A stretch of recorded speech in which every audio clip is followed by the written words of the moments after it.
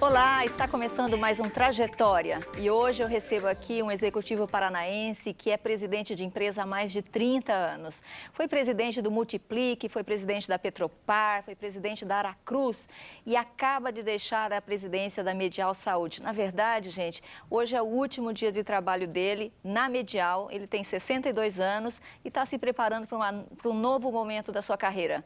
Será que ele vai conseguir ficar parado? Eu estou falando de Luiz Kaufmann, presidente da Medial Saúde. Vem para cá, Luiz.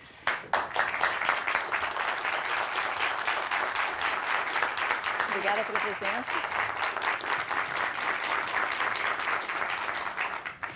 Quero agradecer aqui a presença do pessoal que está no IBMEC São Paulo, que vai me ajudar a entrevistar você hoje, Luiz. Perfeito. Verdade, hoje é seu último dia de trabalho na Medial?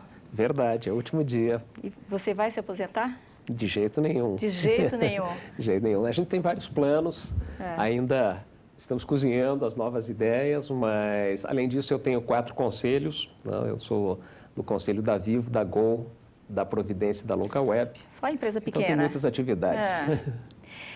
O que você fez hoje? Nós estamos gravando esse programa, hoje é uma quinta-feira, seu último dia. Então eu queria que você contasse a sua agenda hoje. Você acordou de manhã que horas? Normalmente foi um dia de trabalho normal.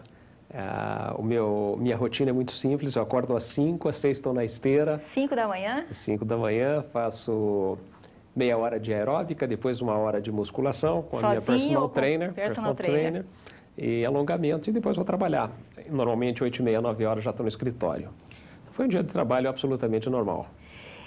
Normal assim, em termos, né? Você fez reuniões normalmente? Sim, sim. Tinha muitas coisas ainda para serem decididas e o novo presidente ainda não começou, alguém tinha que tomar essas decisões. Qual foi a decisão mais importante que você tomou hoje? De hoje não teve nenhuma decisão de grande importância. Talvez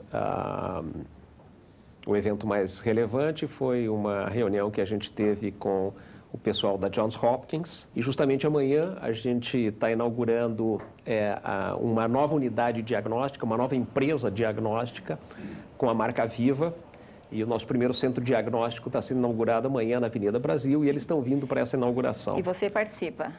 Eu vou participar. Eu digo que é o melhor presente de despedida, é ver todo um trabalho, todo um sonho que a gente participou desde a conceituação, o desenvolvimento, e hoje é uma realidade.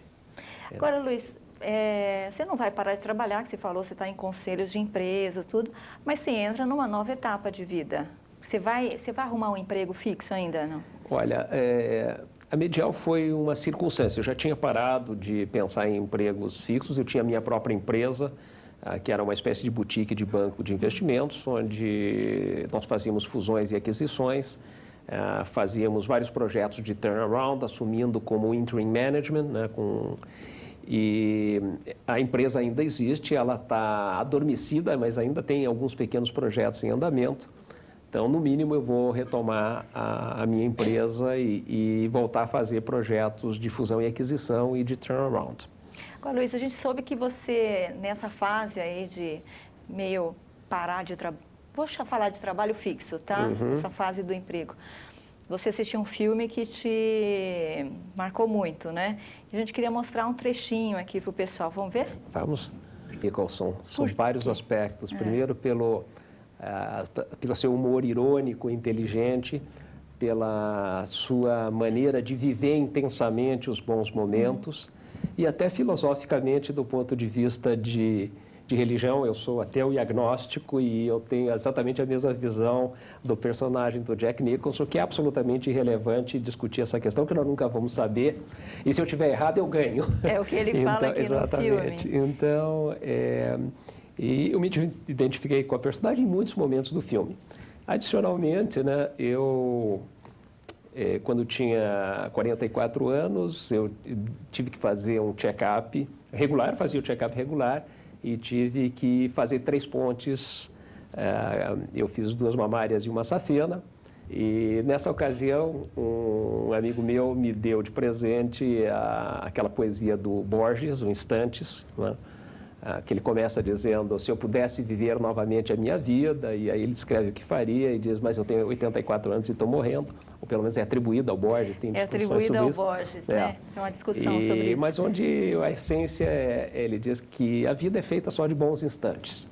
Então você precisa se preocupar em viver os bons instantes. E eu acho que o filme tem muito a ver com esse pensamento. Para quem não viu o filme, é um filme que trata de 2 personagens que se conhecem num leito de hospital à beira da morte. O personagem do Jack Nicholson é um personagem que quer viver o momento, tudo, e carrega o personagem, esqueci o nome do outro ator. Do Morgan Freeman. Morgan Freeman, e carrega o personagem do Morgan Freeman por uma aventura pelo mundo para fazer as coisas que eles não conseguiram fazer antes, né? Exatamente. Então é uma belíssima aventura. Por acaso o personagem do Jack Nicholson era dono de hospitais, né? Dono de hospitais que achacava, né? Não achacava, mas ele tinha regras muito definidas. Muito, sem exceções. Agora, você vai sair numa viagem também agora, não é, Luiz? Eu pretendo fazer, eu normalmente, quando acabo esses projetos, eu normalmente tiro 2, 3 meses e eu conheço a maior parte do mundo. Tem alguns lugares que eu ainda não tive oportunidade de ir, ou que eu fui há muito tempo, que eu pretendo voltar. Você fez uma reavaliação de vida? Você sempre faz alguma reavaliação, né? Eu acho que eu mudei muitas coisas na minha vida depois dessa cirurgia. Luiz? Tipo, parar de me preocupar com coisas absolutamente bobas e que não têm relevância. Por exemplo, se o carro está limpo ou não está. E, obviamente, eu passei a ter uma vida muito mais disciplinada do ponto de vista de cuidados com a saúde, de exercício. E também, nessa fase, você escreveu um livro. Escrevi o livro. Você aproveitou o recesso hospitalar para escrever este livro aqui, que é Passaporte para o ano 2000. Então, a gente está falando que ano aí? Era 89. 89.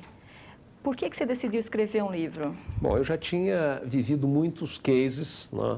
E era a época dos livros de cases, que se escrevia muito no exterior sobre aprendizado com experiências específicas. Eu tinha passado muitos anos na Arthur D. Little, tinha feito muitos projetos das mais diversas naturezas. E quando eu fiz a cirurgia, o Jatene, na época, dizia, não, você tem que ficar em casa pelo menos uns 45 dias, porque te dizer que você volta para o banco e vai começar a operar meia carga é bobagem, não existe essa possibilidade. Então, fica mais tempo em casa. E nesse período eu escrevi o livro. Eu vi o seu livro, especialmente o capítulo 4, que eu achei muito interessante, até pelo momento que você está vivendo aí de deixar a presidência de uma empresa. Você já deixou... Quantas empresas você já deixou a presidência? Já perdi a conta. Perdeu a conta, mas muitas, né? Muitas. Está deixando mais uma agora, hoje, que é o capítulo 4, que é exercício do poder e liderança. Eu queria discutir um pouquinho com você isso, essa fase que você está vivendo, de deixar a presidência da empresa, deixar o poder, como é que você lida com o poder? Olha, o poder, como eu aprendi com outros, não é filosofia ou conceituação minha, é sempre uma relação entre duas partes. Você tem quem exerce o poder e sobre quem o poder é exercido. E essa relação ela tem que ser muito positiva. Então, o poder por si só, o poder autoritário, o poder pelo poder, não tem legitimidade nenhuma, não tem valor nenhum. E a gente já fez tudo o que tinha que fazer, então o poder não me atrai, não me afeta. A única coisa boa do poder é exatamente a possibilidade que você tem de conceber um projeto e executá-lo e assegurar que ele aconteça de uma forma bem-sucedida.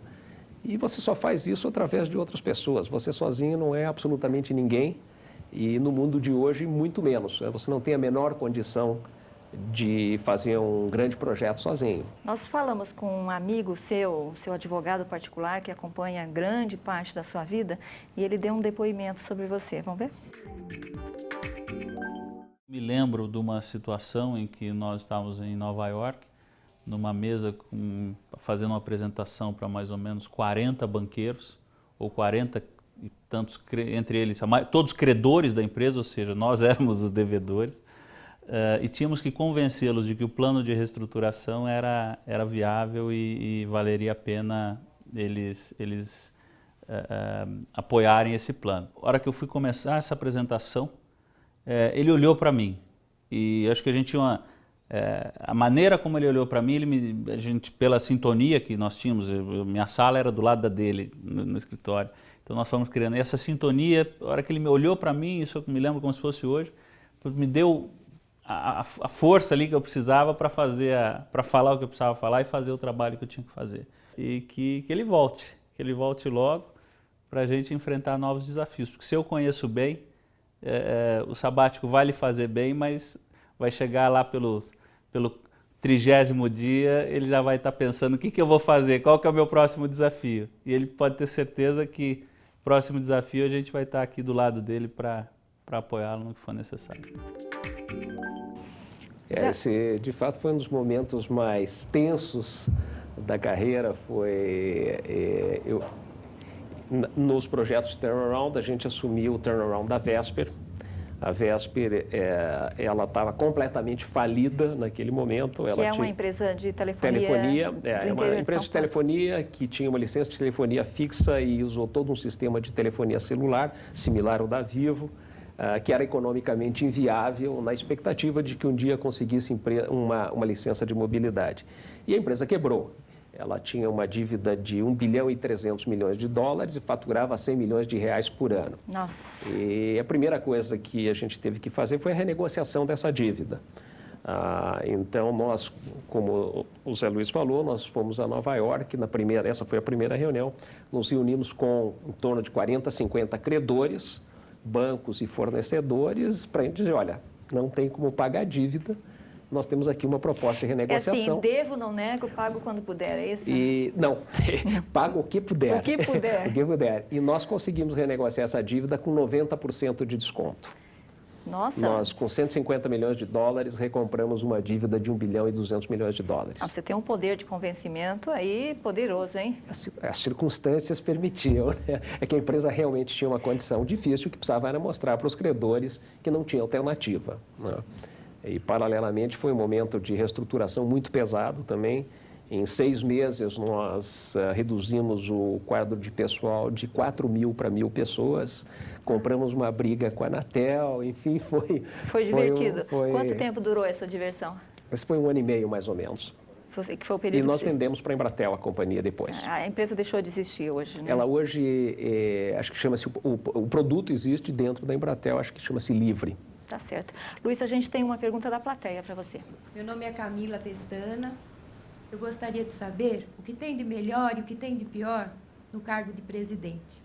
Camila, o que tem de melhor é exatamente a possibilidade que você tem de fazer coisas boas, de conceber um projeto, de mobilizar as pessoas, de fazer acontecer.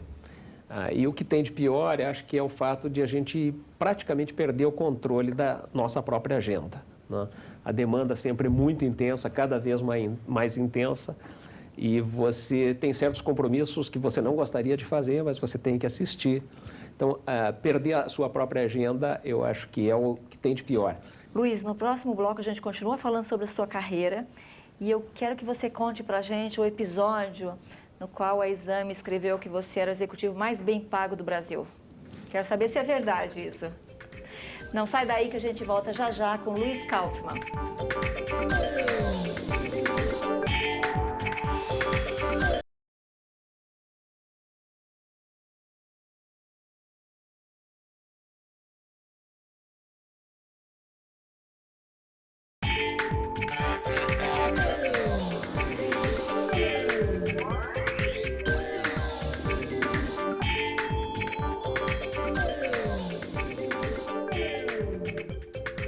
Olá, estamos de volta com Trajetória, hoje entrevistando o executivo paranaense Luiz Kaufmann. O Luiz Kaufmann está saindo da Medial e hoje é praticamente seu último dia de trabalho lá. Nós estamos contando um pouco dessa trajetória do Luiz, que já foi presidente de diversas empresas, né, Luiz? Correto. E eu terminei o último bloco falando que a Exame uma vez publicou essa nota falando que você era o executivo naquele momento mais bem pago do Brasil. Você se sentia o executivo mais bem pago do Brasil, não? Não tenho a menor ideia se era ou não, mas bem pago. Acho que uma Eu, felizmente, sempre tive a habilidade de negociar bons contratos. Sério? Você é um bom negociador, a gente já viu no último bloco. Você tem que ser, né? Porque se você não defende seus próprios interesses, como é que você vai defender os interesses da empresa? Ensina pra gente, Luiz, como é que se negocia um bom contrato salarial? Com muita paciência. Paciência? E persistência. Me conta mais, assim, você tem uma metodologia? Não, eu acho que o que ocorre é o seguinte, as oportunidades surgem quando você tem um grande desafio, né? No caso específico da Aracruz... que foi esse caso aí? A Aracruz, naquele momento, ela estava numa situação também bastante difícil. Acho que tinha tido 6 ou 7 presidentes nos 6 ou 7 anos anteriores. Uma estrutura de governança complexa, com 3 acionistas controladores com culturas e perfis muito diferentes. Na época era o Safra, o Lawrence e a Souza Cruz, naquele momento, e o BNDES. E era uma empresa recém-privatizada. O BNDES tinha privatizado para o Safra. E era uma empresa com características de estatal, né? Para você ter uma ideia, quando a gente assumiu a Aracruz tinha 8.000 funcionários, quando eu saí tinha 2.300. Nós tínhamos aumentado a capacidade de produção e a Aracruz era considerada a melhor empresa do setor no mundo, era considerado benchmark internacional. Até hoje é uma empresa com certeza muito conceituada mundialmente. Então, era o que viabilizava você negociar um bom contrato era um grande desafio. E você negociou antes de ir, né? Você olhou o tamanho do desafio e chegou lá e falou assim, olha, mas você chegou e falou assim, eu só vou por tanto, ou você... É um processo, não tem uma regra definida, mas realmente paciência e persistência é importante. Onde é que você aprendeu a negociar assim? Porque você vem lá de Curitiba, sua família tinha comércio? Com certeza. Meus pais, eu sou primeira geração, minha mãe era polonesa, meu pai alemão, judeu alemão e minha mãe polonesa de origem judia. E eles tinham comércio em Curitiba e eu costumo dizer que eu nasci com a barriga no balcão, assistindo todas as negociações de compra, todas as tentativas de vender os produtos para os clientes. E eu tinha, sei lá, 12, 13 anos, meus pais iam viajar, saíam de férias ou iam fazer compras e eu tomava conta das lojas. Ficava sozinho? Você ficava sozinho na loja? Ficava sozinho. Vocês vendiam o quê? Era um vestuário feminino. Meu pai tinha uma loja de produtos mais populares e minha mãe uma boutique. Tá. E você, então, aprendeu ali no negociar. As pessoas pediam... Surpreendente que eu não tenha sido comerciante, né? Mas naquela época, os pais queriam que os filhos fossem ou engenheiro, ou médico, ou advogado. Então, e você foi ser engenheiro? Fui ser engenheiro. Você fez engenharia... Fiz engenharia mecânica. Na Federal do Paraná? Na Federal do Paraná. Depois fiz um mestrado em engenharia industrial em Chicago. Ô, Luiz, a gente falou com uma pessoa que trabalha lá na Medial, que tem uma história bacana para contar sobre você. Vamos ver? Ok. Além da característica do perfil que ele é conhecido de reestruturador, ele é uma pessoa que, ele consegue, além de ser muito frio, nos momentos mais difíceis, consegue passar uma tranquilidade para o time como um todo. Ele também não deixa de ser pessoal. Ele tem uma visão, na minha opinião, que vai marcar a vida dele, é uma visão estratégica. Ele consegue enxergar a floresta quando você sequer está enxergando a árvore. Então, você tem que acreditar o tempo inteiro que é possível fazer. E ele consegue motivar e fazer com que as pessoas entreguem nesse sentido. Agora, trabalha direto. Trabalhar com o Luiz é bastante gratificante, mas é bastante também pressão. Ele mantém o time bastante pressionado, foca no resultado o tempo inteiro, sem perder o resultado. Entendi como é que você consegue os contratos bons. Você tem foco lá no resultado e trabalha para aquele negócio. É isso? Você tem que planejar. Planeja e vou focar. Chegar lá. Tem que planejar e focar e persistir. E persistir. Isso que o Wilson falou, que você é bom de trabalhar com você também, mas é sempre muito sob pressão, né? Hoje em dia, a demanda é tão grande, a competição é tão acirrada, que você tem que exigir o máximo de todo mundo. Tem que entregar resultados. Não, o mercado não perdoa. E, em se tratando de empresa de capital aberto, menos ainda. Quer dizer, a cada trimestre você tem que entregar resultados. Senão a atuação sofre dramaticamente. Não? E quem tem que ir lá na frente explicar para os investidores por que o resultado foi né? sou eu. Não, mas a gente, eu sempre fui uma pessoa de cobrar muito duro, mas de forma muito objetiva, nunca de forma pessoal, sempre em cima de metas, de fatos, de situações concretas. Nunca fiz cobrança de natureza pessoal. Você é um chefe duro, assim, no sentido de que não deu resultado para você estar fora da sua equipe ou não? Não necessariamente, mas tem que entender por que não deu resultado, né? Mas, sem dúvida, eu acho que na tua equipe-chave é fundamental você ter pessoas que tenham os mesmos valores éticos, tenham caráter e tenham foco em resultados da mesma forma que você. E para que hoje, a empresa que não é focada em resultados, mais cedo ou mais tarde não vai sobreviver, né? E para você desenvolver uma cultura focada em resultados, é necessário que isso seja através do exemplo, muito mais do que qualquer outro elemento. Você tem sistemas, você tem todo o discurso, tem toda a comunicação, mas o exemplo é fundamental. Então, você começa com os executivos que reportam a você. Começa com você, começa com os executivos abaixo de você? Eu me cobro bastante também e sou exigente comigo e sou exigente com a equipe. Você já sabia disso da primeira vez que você foi presidente? Ou você aprendeu isso ao longo desses anos todos? Eu acho que eu sempre fui uma pessoa combativa, focada em resultados, sempre quis fazer o melhor em tudo que eu faço. Se eu vou esquiar, eu quero ser o melhor esquiador. Sei que nunca vou ser, mas eu tento ser Você foi o melhor da turma, possível. melhor da escola? Fui primeiro aluno sempre. Sempre? Sempre. Até na engenharia? Até na engenharia. Agora, me conta, como foi a sua primeira experiência de presidente? Aonde foi e como aconteceu? Bom, acho que o primeiro cargo que eu tive como diretor-gerente, equivalente a uma presidência local, foi na Arthur D. Little. E eu acabei na Arthur D. Little através de um headhunter. Era uma consultoria internacional. Estava se implantando no Brasil para fazer consultoria de estratégia e organização para empresas privadas. E essa foi a minha primeira oportunidade, onde tinha um papel misto. Você era simultaneamente consultor, você trabalhava em vários projetos como consultor ou como coordenador do projeto e tinha responsabilidade pela gestão do escritório. O meu último cliente na consultoria, na Arthur D. Little, foi o Multiplique. A gente fez uma grande reestruturação do Multiplique e, na ocasião, o Ronaldo César Coelho, que era o presidente do grupo e sócio de 50%, tinha decidido ir para a política.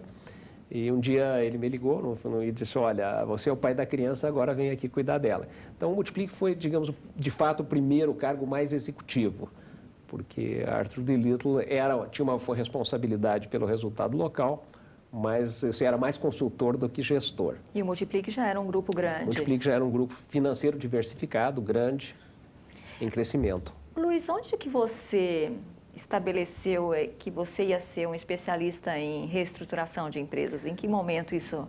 Eu nunca estabeleci, não, foi acontecendo. Foi acontecendo. Né? Eu acho que não dá para você planejar a sua carreira a muito longo prazo, né?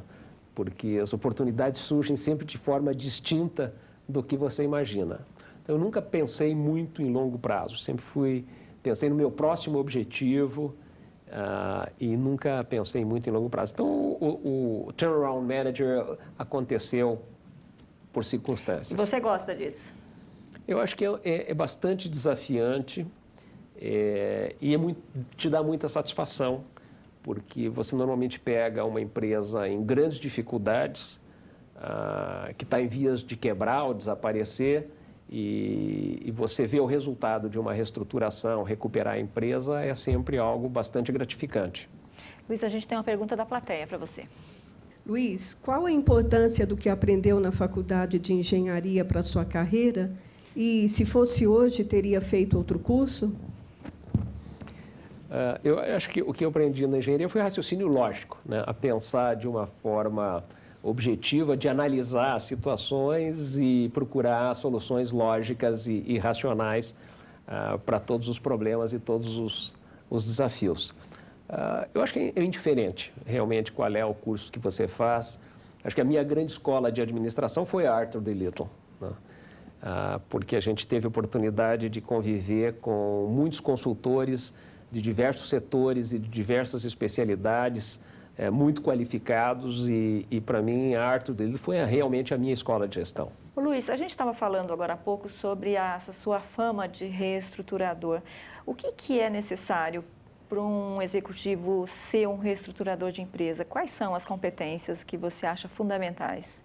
Acho que a primeira, obviamente, é uma capacidade de análise, de você rapidamente identificar o problema e definir o que precisa ser feito. E não adianta você tentar fazer tudo simultaneamente, fazer 100 coisas que não vai dar certo. É você ter a capacidade de identificar quais são as 5 ou 10 coisas que precisam ser feitas para você realmente dar a virada. E o segundo passo é você ter velocidade na execução. Normalmente, num turnaround, você não tem tempo disponível e você tem que ter a coragem de tomar uma série de decisões, mesmo sem ter todas as informações. Por exemplo, e você tem que tomar riscos em função disso. Então, rapidamente, você tem que substituir executivos com outros que têm o perfil adequado para fazer o turnaround. Gente, vamos encerrar esse bloco aqui com isso que você está falando, de substituição de pessoas, que eu gostaria de, no próximo bloco, a gente voltar falando como você fez a reestruturação na Aracruz, saindo de 8.000 pessoas para um pouco mais de 2.000 pessoas. Pode ser? Claro. Não sai daí que a gente volta já já com Luiz Kaufmann.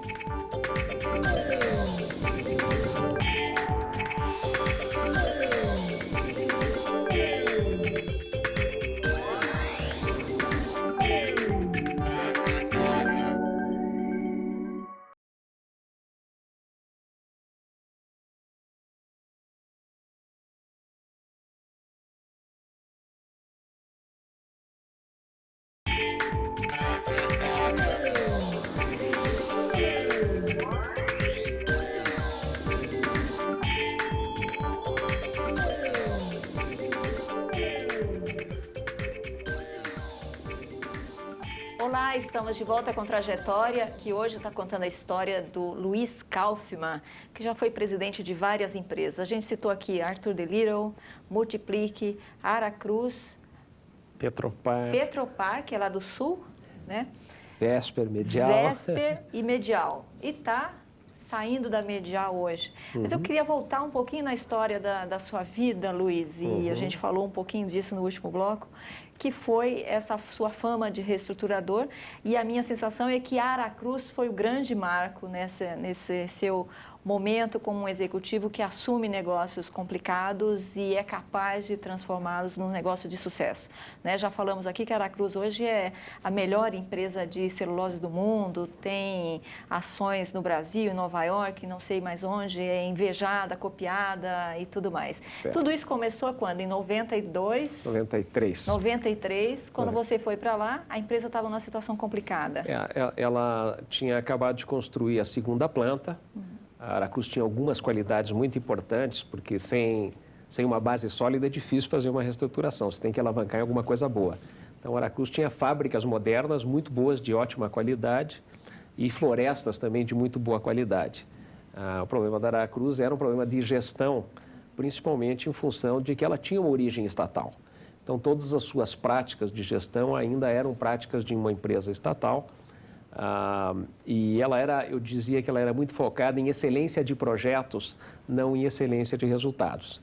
Então, ela era ótima na escola para os filhos dos funcionários, ela era ótima no plano de saúde, enfim, a empresa cuidava muito bem da casa dos funcionários, enfim, era uma empresa... Que as pessoas gostavam de trabalhar, socializada, estatizada, todo mundo era muito feliz. Fica lá no Espírito Santo. Fica no Espírito Santo, a cidade chama-se Aracruz, e então muitas das reuniões de diretoria eram dedicadas a discutir os problemas da escola, da comunidade, etc. Então, não tinha um tostão de remuneração variável, nenhum foco em resultados.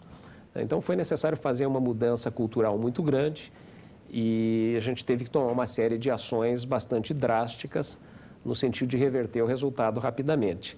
E muito naquela linha, identificar exatamente o que precisava ser feito, fazer um plano de trabalho e implementar rapidamente com bastante coragem. E os problemas eram maiores do que você imaginava ou não? Não, acho que não eram maiores.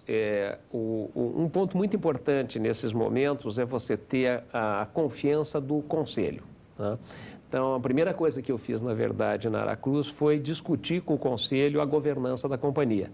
Ou seja, qual seria o meu limite de autonomia, o que eu tinha que reportar, e eu precisava, numa fase inicial, de quase que uma carta branca para poder fazer as mudanças necessárias. Que, obviamente, o Conselho tinha muita preocupação com o radicalismo das mudanças, mas como os resultados começaram a aparecer rapidamente, a gente teve um apoio bastante grande. E você fez um corte imenso de pessoal. Foi uma situação estressante, porque a cidade dependia muito da Aracruz, quer dizer, as grandes demissões foram na região de Aracruz, mas era necessário, o resultado está aí, quer dizer, em consequência da recuperação, a Aracruz voltou a investir, a crescer, a fazer mais fábricas, a gerar mais empregos e se tornou um benchmark mundial de produtividade e de custo. Luiz, qual foi a história com a família real da Noruega? Você estava na Aracruz, o que aconteceu? A Aracruz sempre teve muitos problemas ou muitos desafios na área ambiental. Ela foi uma empresa sempre muito correta do ponto de vista ambiental. Nós tínhamos 5 comunidades indígenas nas terras onde a Aracruz operava. E, obviamente, eles estavam sempre pedindo mais terras, mais facilidades, mais dinheiro, né? E eles já não tinham mais nenhuma credibilidade perante a comunidade local, mesmo perante o governo, e as suas demandas já não tinham a mesma receptividade que no passado. E uma ONG estrangeira resolveu fazer uma campanha na Noruega, porque o Erling Lorentzen, que era um dos acionistas, e era o presidente do conselho na época,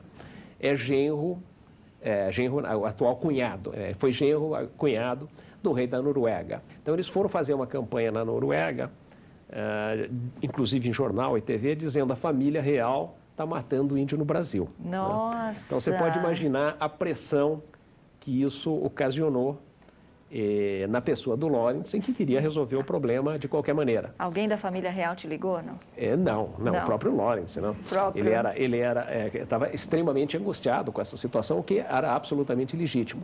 Por outro lado, os outros sócios queriam seguir uma decisão muito mais objetiva e não ceder a qualquer custo. Então, foi uma situação muito difícil e foi a situação que mais me desgastou na Aracruz e que acabou levando à minha saída. E a gente falou com mais um amigo seu, o Luiz, que tem mais uma história para contar, de uma experiência vivida com você. Ok. Teve um momento difícil no Brasil que eu realmente me perguntei se o Brasil era uma meritocracia. Se existia algum jeito no Brasil de fazer dinheiro sem quebrar as regras. Ser bem-sucedido, sem roubar, sem enganar, sem mentir. E a carreira de Luiz é uma demonstração de que dá para fazer. Dá para fazer dinheiro, dá para criar riqueza para as empresas, para as comunidades, para os executivos. Dá para dar muito certo sem quebrar uma regra. Que eu saiba, Luiz é uma das pessoas mais corretas do mundo, num país que cada vez vira mais correto. Mas precisa de mais gente como o Luiz. É verdade, o Martim não é só amigo, quando eu fui fazer o primeiro projeto com a GP, ele era um associate, tinha voltado do Boston Consulting, tinha feito o MBA em Harvard, e a GP o indicou para fazer um projeto comigo, eu era um empreendedor na época. E nós fizemos um projeto juntos que acabou não maturando porque era um projeto na área de telecomunicações. Na época a GP resolveu entrar na Telemar e o projeto foi para a prateleira. E uma coisa que eu sempre lembro do Martim é que ele dizia o seguinte, que isso me orgulhava muito, que é possível você ter sucesso sendo ético, né? Num país onde a corrupção é quase que total. Você já viu coisas absurdas, Luiz, de corrupção? Você vê todo dia, né? É deprimente. Porque a gente vê as coisas que estão na imprensa, que saem, que são divulgadas, não sei o quê.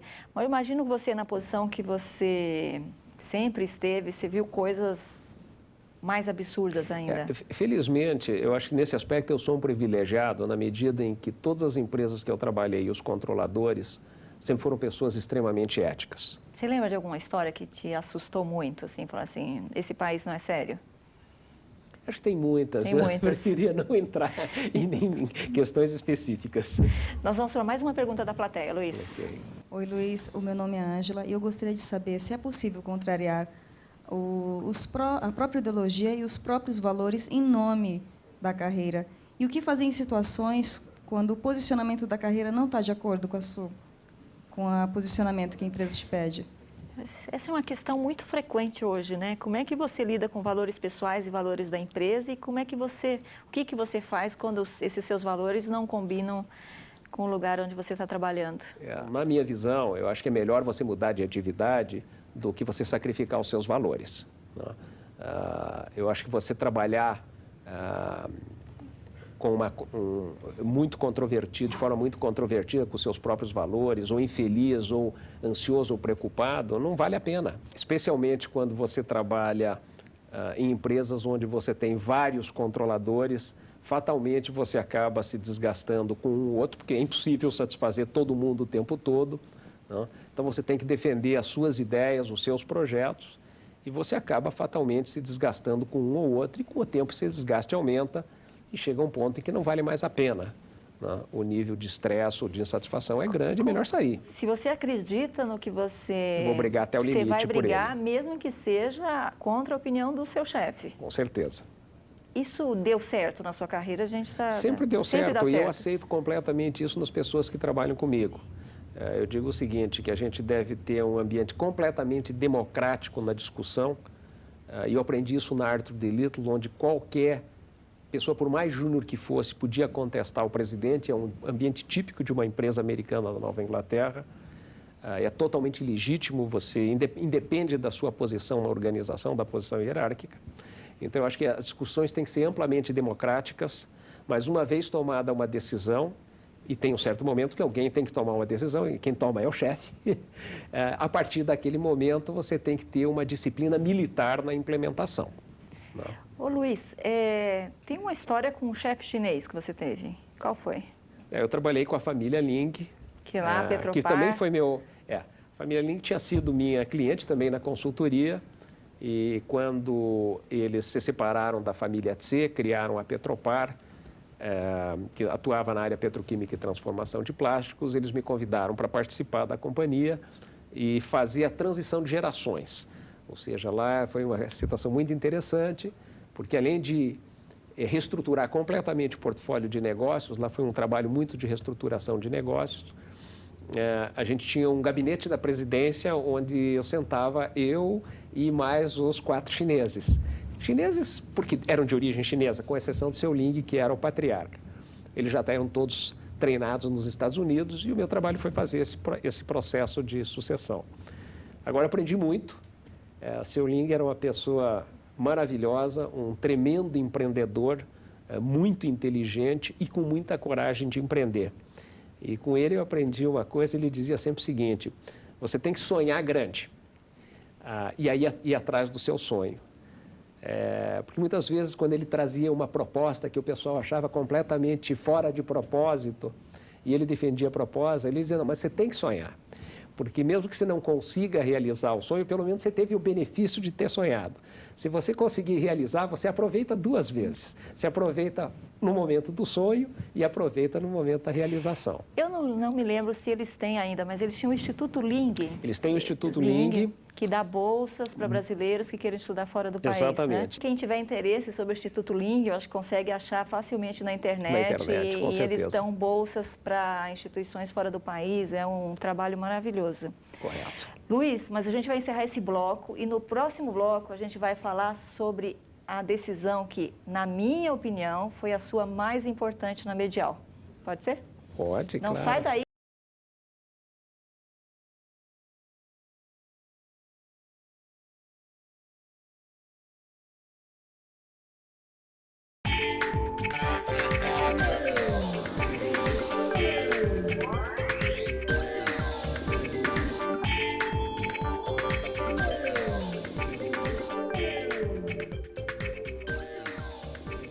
Olá, estamos de volta com Trajetória, hoje contando a história do paranaense Luiz Kaufmann. Nasceu em Curitiba, né, Luiz? Correto. Há quantos anos? 62. 62 anos. O Luiz está deixando aqui a presidência da Medial e um dos últimos atos dele aqui é essa entrevista aqui para a gente está muito honrado com a sua presença. Mas eu terminei o último bloco falando, Luiz, que brinquei. Na verdade, eu sei que você tomou grandes decisões à frente da Medial, inclusive a abertura de capital, né? Correto. Que você comandou. Verdade. Quando foi, Luiz? Foi em setembro de 2006. Eu assumi a Medial em abril de 2006 e nós abrimos o capital em setembro de 2006. Foi a primeira empresa do setor de saúde suplementar a abrir o capital. A abertura de capital não é uma coisa fácil, né? Não é fácil. No caso específico da Medial, foi particularmente desafiador na medida em que o setor de saúde suplementar não tinha nenhuma credibilidade junto aos investidores, mesmo no Brasil. Era um setor completamente desconhecido no exterior e hoje qualquer abertura de capital bem-sucedida precisa ter uma captação representativa fora do Brasil, né? E, além disso, a companhia não estava totalmente preparada. Por exemplo, nós tínhamos um diretor jurídico que era médico, um diretor financeiro que era muito bom, mas, por exemplo, não falava inglês. Então, os desafios eram grandes no sentido de preparar a companhia num prazo muito curto para abrir o capital. Naquela época, a gente tinha alguma preocupação com a reeleição do Lula, não sabia o que iria acontecer depois. 2006 foi ano da reeleição do Lula. Exatamente. Vocês abriram o capital antes ou depois? Um pouquinho antes, e nós trabalhamos com um cronograma super apertado, de trás para frente, dia a dia, para poder fazer essa abertura antes da eleição, porque a gente não sabia o que poderia realmente acontecer. E qual foi o resultado, Luiz? O resultado foi muito bom. A gente captou 750 milhões na ocasião. Nossa, belo dinheiro. Na faixa superior de preço que a gente tinha estabelecido. Teve uma demanda muito superior à que a gente imaginava. O resultado foi excepcional. E como é que as ações se comportaram desde então? Sofreram muito. A nossa abertura de capital foi a R$ 21,50. A ação chegou a R$ 32,00. Bom, muito bom. 50% quase. Pois é. E com a crise do subprime, ela voltou 50%. Ela hoje está R$ 16,00. Em função da crise do subprime e da crise do setor de saúde nos Estados Unidos, onde todas as empresas do setor de saúde caíram mais ou menos 50% no seu valor. Hoje está abaixo do preço de abertura. Está abaixo do preço do IPO. Tá. É um bom momento para comprar? Com certeza. Com certeza. Eu estou exercendo as minhas opções. Você está exercendo as suas opções neste momento, num momento de baixa, não é um bom momento para exercer, então? Vale a pena segurar, vai subir, vai valorizar. Vale a pena segurar. Bom, essa foi uma coisa importante que você fez na Medial. Que mais que você destaca? Eu vou esconder a minha um pouquinho mais aqui. Que mais você destaca de ação importante na Medial? Eu vou chegar na sua também. Que é de 2008. A gente fez uma reestruturação muito grande na companhia. Nós transformamos uma operadora verticalizada num conglomerado de empresas sinérgicas de saúde. Então, nós criamos uma unidade de hospitais, segregando os hospitais, que vai ser seguramente, se não a maior, uma das maiores empresas de hospitais do país. Hoje já tem 11 hospitais, com mais 4 em construção. Só em São Paulo? Todos em São Paulo, com exceção de um em Brasília. Nós passamos de 500... Como é que chamam?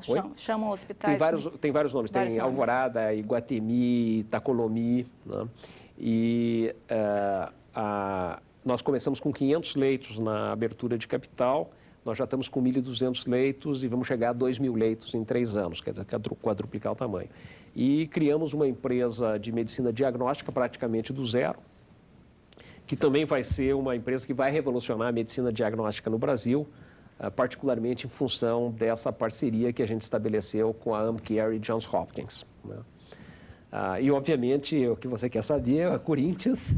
O Corinthians foi uma decisão muito acertada. Eu tenho certeza.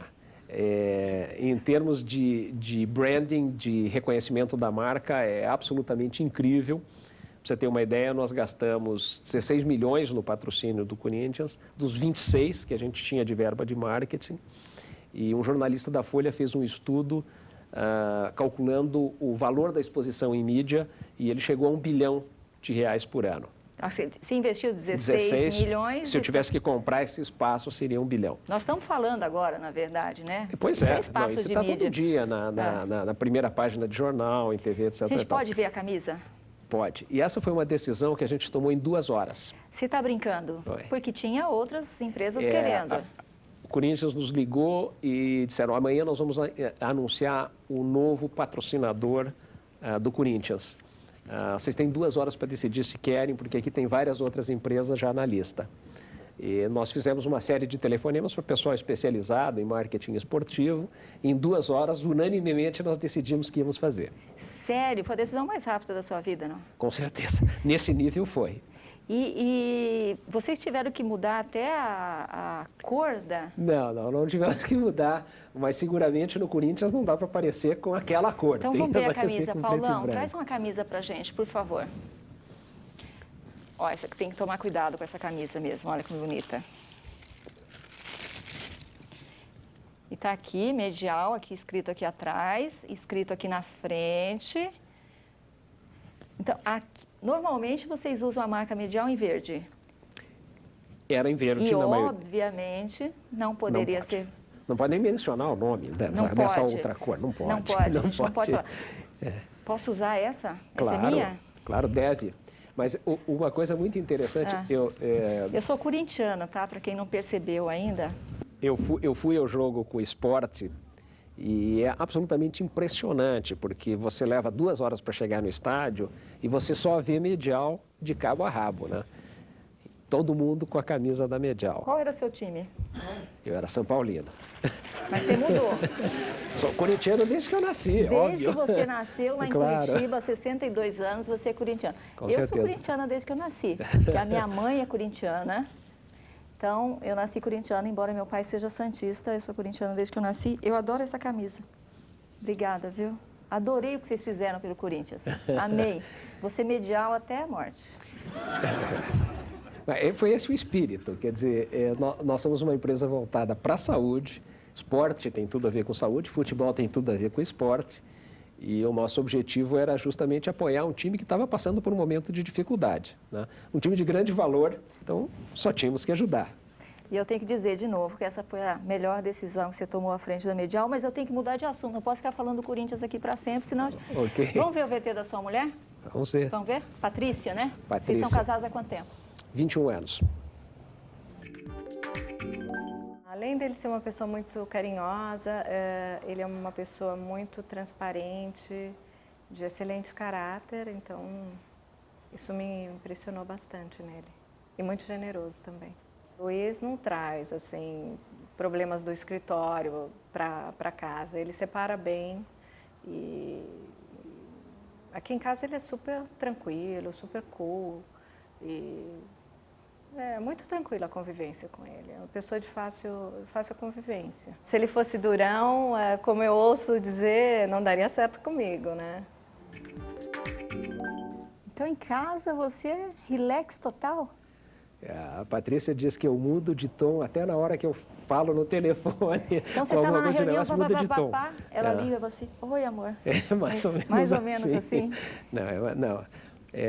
Mas eu consigo separar bem, realmente consigo separar bem. Acho que trabalho é trabalho, e ela diz que meu nome é trabalho, mas em casa ela é o meu lado humano, né? A Patrícia é artista plástica, é uma pessoa de um coração enorme, a pessoa muito habilidosa no relacionamento com pessoas de um modo geral, e especialmente comigo, então é realmente uma tranquilidade. Chega em casa, é outro astral, muda completamente. Tem filhos? Eu tenho 3 filhos do meu primeiro casamento, não tenho filhos com a Patrícia. Tenho uma filha que tem, já perdi até a conta, mas ela tem 36. Ela mora nos Estados Unidos, é casada. Tem um filhinho, um netinho, e está esperando o segundo. Eu tenho 2 filhos homens que moram aqui no Brasil. E eles têm uma empresa de animação por computador. São sócios? São sócios. Como é que você é como avô? Olha, o meu netinho mora muito longe e com essa rotina de trabalho a gente não os vê com tanta frequência. Eu não sou muito paciente com criança, não? Então, mas vamos ver como é que eu vou ser com os netos. Eu acho que tem uma única pessoa que você é paciente, né? Que é a Patrícia. Eu sou paciente também com os meus filhos e tal. Já fui muito menos paciente. Luiz, a gente tem mais uma pergunta da plateia para você. Oi, Luiz. Meu nome é Rafael Leite. E eu queria saber quando que um executivo ele está pronto para ser presidente e o que ele precisa ter. Eu acho que é difícil você definir isso de forma cronológica. Por exemplo, se você pegar a ALL, que é uma empresa da GP, a América Latina Logística, o primeiro presidente que foi designado foi o Alex Baring, que foi um grande presidente. Ele tinha 32 anos, não tinha tido nenhuma experiência executiva. Ele é um grande literalmente, né? Porque ele tem quase 2 metros. Ele é grande literalmente e ele é um cara excepcional. Né? Agora, é um indivíduo cujos valores são muito claros, é um indivíduo de caráter, com visão estratégica, com capacidade de liderança muito grande. Então, você vê, um indivíduo com 32 anos, sem nenhuma experiência prévia em execução, se saiu maravilhosamente bem. Uma pessoa que o substituiu, o Bernardo Hess, quando eu estava no conselho da ALL... Que já esteve aqui também no Trajetória. Que já esteve aqui. Ele, quando estava no conselho, ele entrou como trainee, estava voltando do exterior como trainee, acho que 3 ou 4 anos depois ele era o presidente de uma grande companhia. Então, eu acho que a primeira coisa você quer ver no presidente é caráter, valores muito claros. Eu acho que visão estratégica é importante e determinação para fazer as coisas acontecerem. E, evidentemente, entender que nessa vida você não faz nada sozinho. Você depende de outras pessoas para tudo. Então, você liderar, e principalmente liderar através do exemplo, acho que é o básico. Acho que não tem uma definição, uma regra clara. Luiz, você está feliz com esse seu momento de vida? Eu estou muito bem. Eu estou muito bem porque eu tenho muito... eu gosto dos desafios novos, eu detesto a rotina, né? Gosto de fazer projetos desafiadores e eu costumo viver muito o presente e um pouquinho o futuro. O passado, para mim, é história. Então, todas essas companhias... Eu não tenho nenhum vínculo emocional com nenhuma das companhias que eu trabalhei. Deixo a Medial, amanhã eu já esqueci da Medial, virou história. Segunda-feira virou história e já estou pensando em outras coisas. O que está na sua agenda para segunda-feira? Segunda-feira vou dormir, claro. Vai dormir até tarde. Luiz, muito obrigada pela sua presença aqui no Trajetória. Infelizmente, nosso tempo acabou. Eu vou continuar usando essa camisa. Muito obrigada pelo presente. Muito sucesso agora no seu novo momento de vida e de carreira. E que seja muito feliz e que você volte aqui no Trajetória mais vezes para contar mais histórias bacanas. Perfeito, muito obrigado. O papo foi muito bom e espero ter a oportunidade de voltar mesmo para continuar esse papo. Eu me diverti bastante. Obrigada. Obrigado. A gente volta na próxima semana com mais um Trajetória Ideal. Até lá.